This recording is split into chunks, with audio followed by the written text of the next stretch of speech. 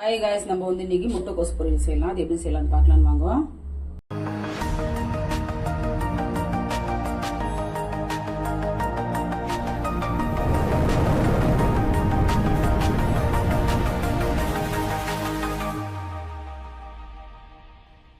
முட்டைக்கோஸ் பொரியலுக்கு வந்து நான் கடாயை வச்சு எண்ணெய் ஊற்றி எண்ணெய் காஞ்சி வச்சு கடுகு சீரகம் போட்டுக்கலாம். ஒரு 2 கரப்பில் காஞ்ச மிளகாய் ஒரு 2, பச்சை மிளகாய் ஒரு 2, வெங்காயம், ஒரு வெங்காயம் 1/4 கிலோ முட்டை போட்டு எடுத்துப்பேன்.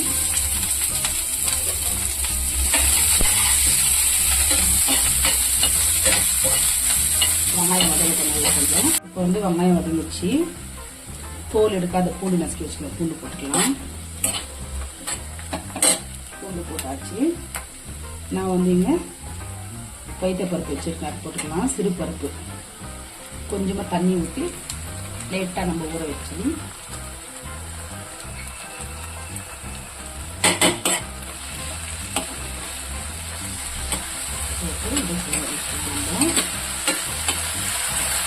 இப்போ வந்து 1/4 கிலோ இலைக்கோசு போட்டுக்கலாம்.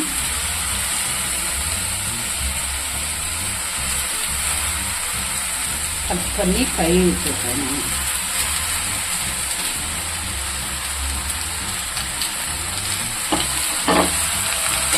இப்போ இதுக்கு வந்து நம்ம உப்பு போடலாம். ருசிக்கு எவ்வளோ உப்போ அவ்வளோ போட்டுக்கலாம்.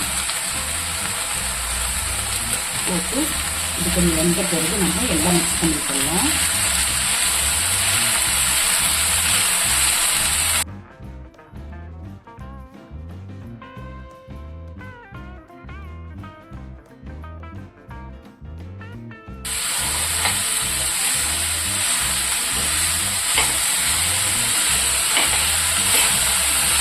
இப்போ இந்த காய் வேகட்டும், இந்த பருப்பு வேகட்டும்.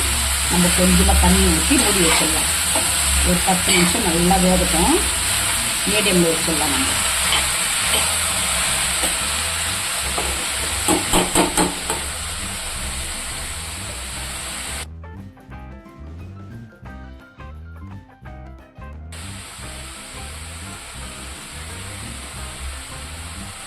கொஞ்சமாக தண்ணி ஊற்றி நம்ம வேக வச்சுக்கலாம்.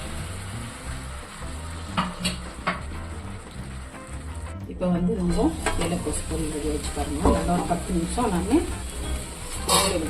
வேக வச்சேன். இப்போ வந்து நம்ம கொஞ்சமாக தேங்காய் தூள் போட்டுக்கலாம். போட்டு நம்ம கேஸ் ஆஃப் பண்ணிக்கலாம். நம்ம கல்யாண வீட்டிலலாம் இந்த மாதிரி தான் இலைக்கோசு பொரியல். கல்யாண வீட்டில் இலைக்கோசு பொரியல் ரெடியாக வச்சு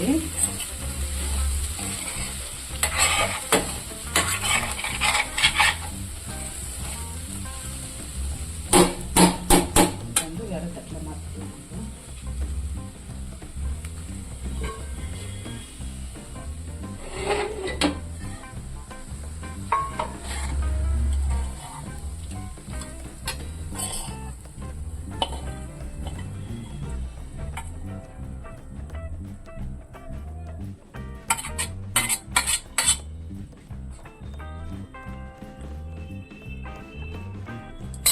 மேலே வந்து நம்ம கொஞ்சமாக கொத்தமல்லி போட்டுக்கலாம்.